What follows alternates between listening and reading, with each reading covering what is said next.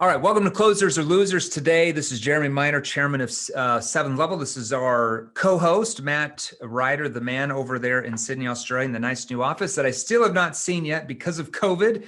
Cannot get into his country because they are, I don't know, I think they're controlled by China or something, not letting anybody in or out. What's going on?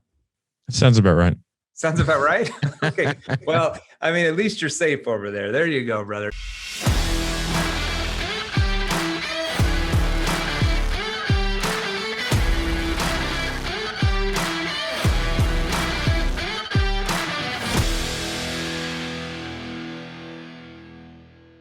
All right, so welcome to the show. We've got a subject we're going to cover today. So if you're a sales executive, especially if you're like an executive, if you're in a leadership role, if you're a sales manager, a business owner, or let's say that you're just in sales and you're wanting to get in those roles, we're going to talk about a very key thing that you have to learn, and that is how do you find salespeople that are actually going to be that you can hire, train, and actually will perform well. Because if you don't understand that process and what to look for, and I would say red flags to look for, you can end up hiring the wrong type of people and they waste months of your time. They don't produce many sales. And then guess what happens? You could possibly lose your job as well. So if you're brand new to our podcast, I'm the founder and chairman of 7th Level, our CEO here, of course, and we're accompanying organizations that help sales professionals like you and executives and business owners. And we help transform the way you and your sales people and your team sell by learning how to ask skilled questions that work with human behavior rather than against it. We call those neuro-emotional persuasion questions. We'll talk a lot about that with the right tonality, put your prospects at ease, eliminates that pressure, sales pressure, and gets them to persuade themselves. Matt, how are you down under there in Sydney? Cannot complain. Can't complain. Life is good. There's no point. No one would listen anyway. So there's no point in complaining. You're not going to go protest in the streets. I got kids, man. I'm busy. I'm busy. I've got kids. I've got a company.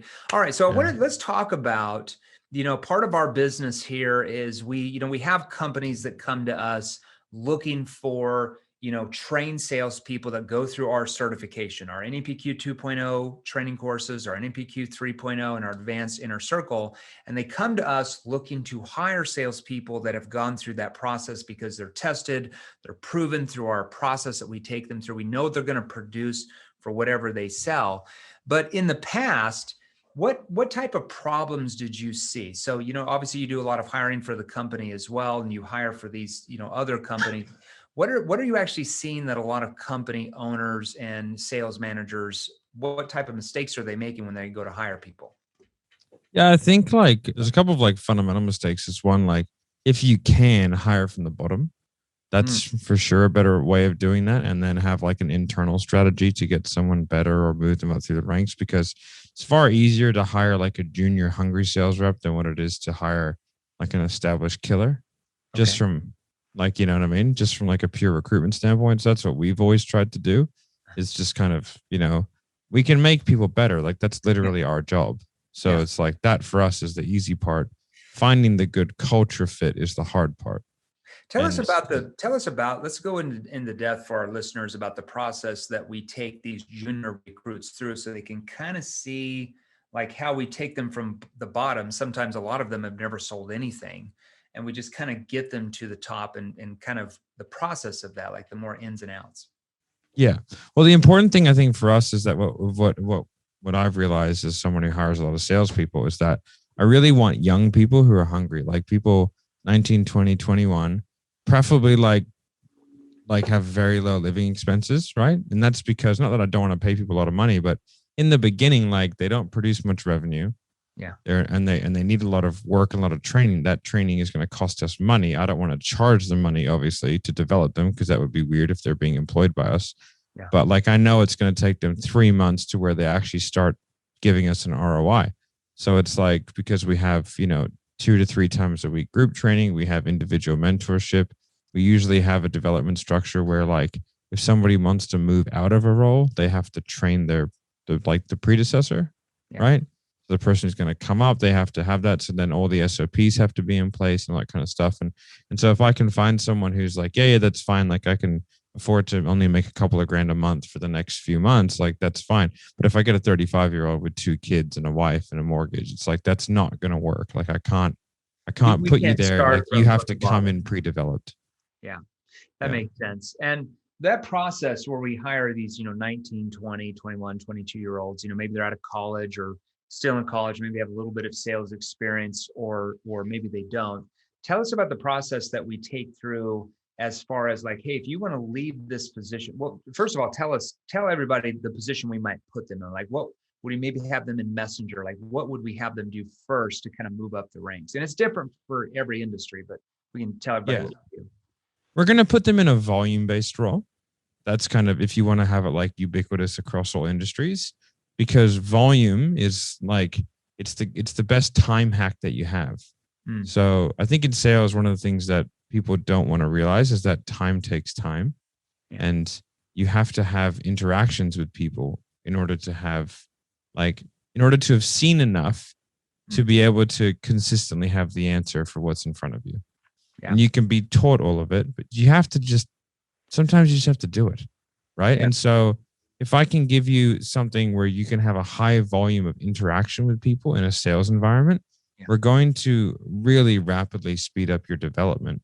Whereas like one of the real problems with like, say, the high ticket closing industry, which is more of like the coaching and consulting space and that kind of stuff, is people are coming in off the street, having never sold, getting 4 to 5 sales calls or maybe 10 sales calls per week at $30,000 sales. Yeah. And they are not able to get the level of interaction required to be good enough to actually do this consistently. And some of these recruitment companies, like it is shocking to me how easily they place people into a business that have no business and have done nothing. Like I did when I started in sales, like all I did was call leads. That's all I did. For 8 hours a day, I just called leads and I sold people into $47, $97, $197, and $1,600 programs. Sold them over the phone, and I would make $300 to $400 per day. Yeah, and that's how I hit my quota. Yeah, and that's exactly what we do. So we start them like what Matt's saying. We give them a lot of volume. So we might give them, a list of 2,000 leads, and you're going to start calling these people. These are people that maybe have never purchased anything. Maybe they've opted in somewhere. We've got their name, their phone number. Maybe they're just have gotten some of our free stuff or something. They've never done anything. And we just start having them call them and kind of work out the processes. We train them obviously what to ask and everything when they're talking to them to make that conversation meaningful, where people are purchasing products to help them, in our case, to sell more. But we give them such a high volume of leads like that it's really no skin off of our back if they kind of go through them while they're kind of cutting their teeth. What you don't want to do, like Matt just mentioned, is, let's say you're going to give a new hire 10 leads a week and you're selling them for 15 or 20 or 30,000, depending on what your industry is. You don't know how good they are yet. You don't know how much experience they are. And then you just kind of let them loose, hoping and praying that they're going to get some sales for you. That's how you lose a lot of revenue very, very quickly doing it that way. Yeah. And also what the salesperson doesn't realize, they think they're doing them a favor. Go, I'll come and work for commission only. It's like, okay, first of all, that's sales. Congratulations. Right. Second of all, those leads cost money. Yeah. So you're not working for free. Yeah. And if you're not closing, you're costing me money. Yeah, you're costing. So it's not opportunity cost. Yeah. It's genuine lost revenue. Like it's lost. It's an expense now that I have to fulfill that has no income attached to it. And so it's like, especially I go back to the realm that I'm in more that me personally I'm in more than is the coaching and consulting game. Sometimes these leads can cost $3, $4, $5, $6, $7, $1,000. Like that's not unheard of for like a $40,000 or $50,000 sale. It's like, man, like you're gonna close 1 in 10. Like, so you're gonna make, let's say it's $500. You're gonna make me cost $5,000 for you to make a $30,000 sale, and then you still want like 20% on top. Like, how about you go beat it? You should get 20% of the net. That'd be an interesting way to do comms. That'd really incentivize the good guys. Yeah, and you have to understand, if you're a business owner, and you got these salespeople working for you or a sales manager, you have to understand that a lot of times they don't understand your expenses. They don't understand your cost, right? That it causes to produce that lead. So when you hire somebody and you just bring them off the street, unless you know for sure they have sold a ton of what you sell specifically, and they've done really, really well, specifically selling your exact type of product and service, maybe for a competitor, you want to be very, very careful about just letting them loose and having them a bunch of leads. You got to work them up through the process and really train them and hone them before they can sell that type of magnitude of product 100%. Yeah. So it's an interesting one. Like I think sales is a really process driven activity. And I've said that before. And I think that anyone can learn it. I don't think it takes like a huge amount of natural acumen Well, to in my really. case, that is 100% true because I've never been I was in a job. terrible. I've never had a salary ever. When I when I was in college and I got my first job, like selling, I was 21. I literally have never had a salary. I don't even know what that means. Like, I'm serious. Like, when I was in sales, well, several years got up to like $2.5, $3 million a year. That was straight freaking commission. Now they would give me a bonus, like a six-figure bonus if I hit revenue and outdid my quota and stuff. But they weren't like, oh, Jeremy, here, we're going to pay you, $10,000 salary, or we're going to pay you $20,000 salary, or whatever it was. Like, I don't even know what a salary means in my mind. I don't know any difference but to produce. Because if I don't produce, I don't make any money. Yeah, like I've been fired except for the military. I've been fired from every job I've had. Right. Like every job, Yeah. like before, because or I quit really quickly because I don't like being salaried. I feel like it gives me a level of obligation that I don't really want to fulfill. Yeah. I like to have my options open.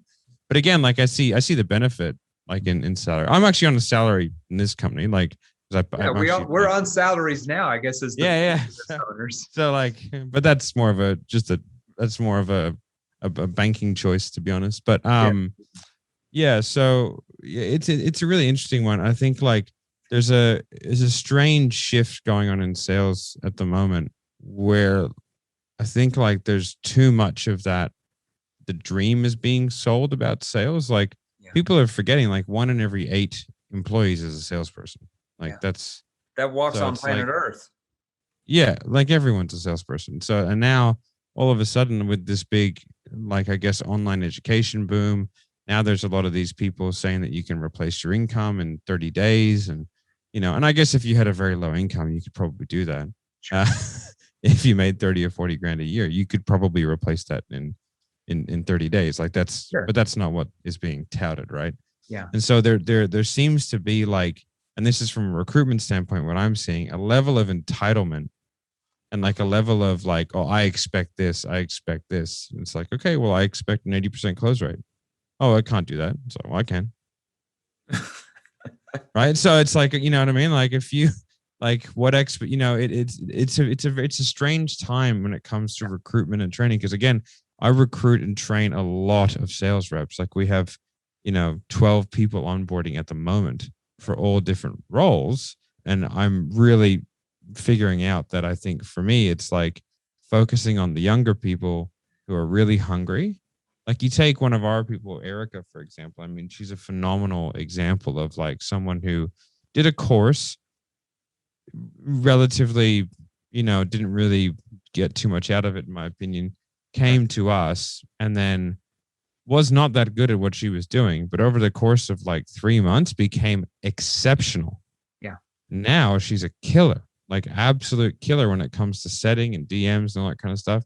And now she's creating more killers by showing people what to do. I'm working with Erica myself. She's awesome because we're working on this SOP to, basically train everybody else that's coming. So like this step-by-step process that she's putting together from what we're doing in our DMs with us to be able to use with our other clients and everything. Like she's a killer. And how old? She's in college right now. She's still going to college.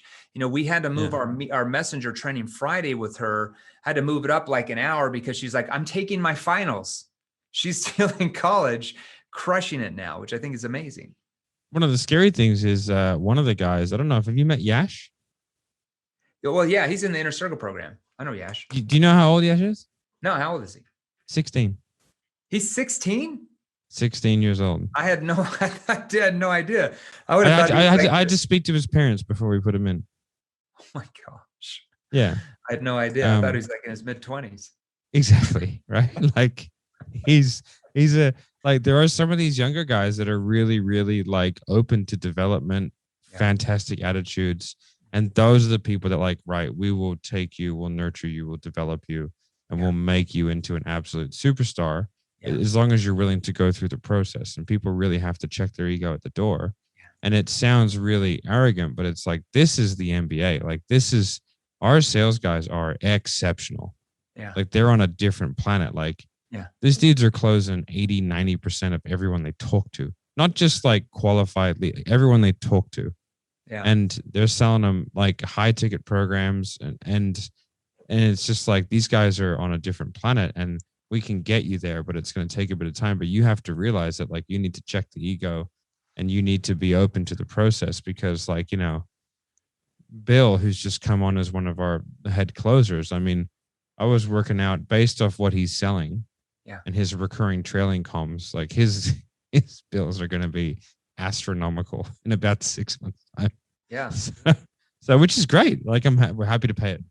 Like, I mean, it's all about production. You get paid what you produce. I mean, that's it. If you don't produce, then you don't get paid as much. I mean, we live in a society where you have to, if you want to be at the top, you have to produce. Like if you're going to go to a job, you know, I always, you know, people will say like, oh my gosh, like those NBA basketball players, they get paid millions of dollars. Like, you know, I'm a teacher, like I should be paid 10 times more because I'm educating our youth. Okay, I get your point. Like, teachers are underpaid for sure. However, you have to understand your value in the marketplace, okay? An NBA basketball player, there's only a few people on planet Earth that can do what they do. There's only a few people that can shoot 50% from the three-point line or dunk a basketball. How many millions of people can learn how to be a teacher? That's why you get paid less. So you have to develop skills. And hey, guys, my mom's an art teacher. Like she's underpaid for sure. But you have to understand, if you want to make a lot of money, you have to develop skills that not a lot of people have. And that gives you far more value in the market. Now, I'm not saying you develop a skill as like, oh, I'm really good at, getting rocks out of a creek bed. Okay, that might not pay you that much, but you need to develop skills that bring high value to the market. And sales is where it's at. If you learn the right skills, if your executives on your team, your company, your salespeople are able to learn the right sales skills, your company will always outsell everybody else. It doesn't even matter if your products and services are not as good as a competitor. You'll still outsell them because you have your people going through the right sales skills and they're developed the right way. You know, one of the biggest things that we see is a lot of salespeople that come to us for jobs, they might already be making multiple six figures a year as a salesperson. And in some exceptions, we'll take those because we know they produce with certain clients that we have, and we can put them with people. But a lot of times, if they're coming from different industries and they have no experience with maybe companies we want to place with them, a lot of times we find that when we go to train them, they have a massive ego. And what does that mean? I always say low six-figure salespeople have huge egos. They feel like they know everything about selling, so they feel like they don't need to learn anything new. And then they typically don't produce. You know, they just complain and whine. And then 6 months later, maybe we have to let them go compared to somebody we just developed for 3 or 4 months, taught them the right skills from the beginning, a 21-year-old, and now they crush it. And now they've been developed properly. Whereas with some people, it's almost like we have to unbrainwash them of what selling is and then teach them the right skills. Different mindset for sure. Yeah, absolutely. I remember when my older business was predominantly around selling fitness. Yeah, I went to a recruitment company and said, "Hey, give me," it was like a 7-figure closer type deal, right? And I was just like, okay. I paid the money, and I was like, they gave me 4 interviews. I was like, oh, I'll try them all out. I was literally just selling, like they're all in the UK. That's where all the gyms were. I had like 30 gyms that I was doing sales for. It was madness. Okay. And me and James Reese, you know, Jimmy, Yeah. Me and him were just on the phones 8 hours a day, just like trying to sell people in these. We were selling so much fitness, it was out of control. Yeah. And then I was like, we need more people. Went to this, like, they're guaranteed 7-figure closers. That means that they sold 7 figures of contract value. And I was like, I didn't really realize what that meant at the time, which is not much. Right. And these guys, they're like, yeah, I sold 1.1 million last year. And I was like, you guys must be killers, man. Cause like, I've never even gotten close to that. Haven't only really ever sold $97 programs. Obviously, like, be very tough to hit that number. And they can close the door. Yeah. I lost clients over it. And like, I was like, I had to reteach them everything. And oh man, the amount of development hours that it took me to even get them to be able to close a sale, because it's not a straightforward, there's no clear ROI on a $600 6-week fitness program. Yeah. You actually have to get in the weeds with someone and be emotional with them and really take them through a process that gets them to buy right now. Because the moment you get that person off the phone in fitness, like, it's over, because they have 25 years of conditioning that is preventing them from moving forward. And you have to fix that in half an hour. Yeah. So you really need to get a commitment. And these guys came on, I had 4 of them, and I reckon they sold 5 or 6 deals, in 2 months between all of them. And I was, me and Jimmy were doing 60 to probably 80 a month each. Yeah. And it was just like, what is happening? I was so confused. And then, now I can teach dudes how to sell that in 3 weeks. Okay, this is how you do it. But it was very interesting to see, like, from that side of things, it was like, yeah, you really have to understand the offer, understand what it is you're selling, have a look at their background, see if that background's going to translate as well. Like, if they're not NEPQ, if they're NEPQ trained, it's like, just go and sell. Like, it doesn't matter. They can go to any industry. Doesn't matter. Yeah. But if they're not, then it's like, they might only be industry specific sellers. Yeah. Which is a big thing, which are the people who sell based on, like, features and benefits. That means you have to intimately know the features and benefits of everything that you sell in order to sell it. Well, you see that so often. Salespeople that, let's say, sell life insurance will want a career change, and then they'll go sell cars. They suck at it. And it's like, they've made multiple 6-figures selling insurance, but then they go sell cars. They can't figure it out. Why is that? Because all they're talking about the product features and benefits. They just can't figure it out.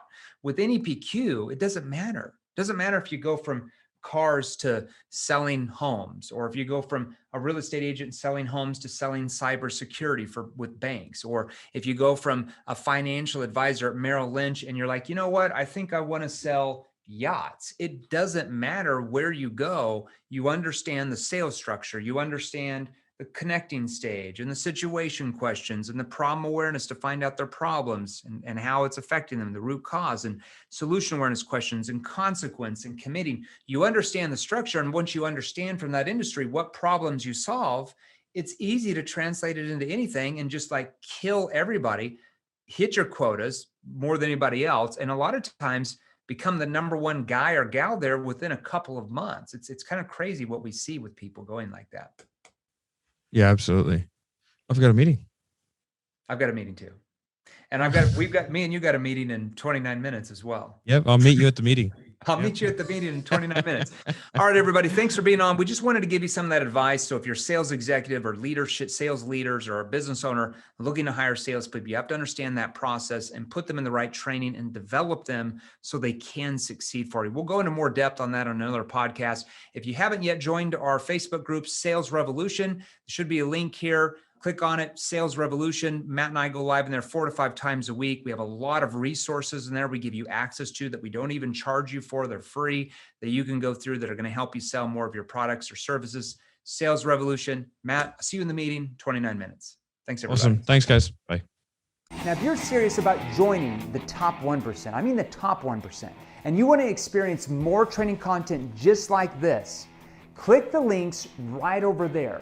Right over there, they're exactly what you need to see next. You see, I release new episodes featuring top salespeople and sales authorities, multiple 6-figure, high 6-figure, even 7-figure earners. And if you're new here, do yourself a favor and smash that subscribe button right below, and join our new Facebook group, Sales Revolution.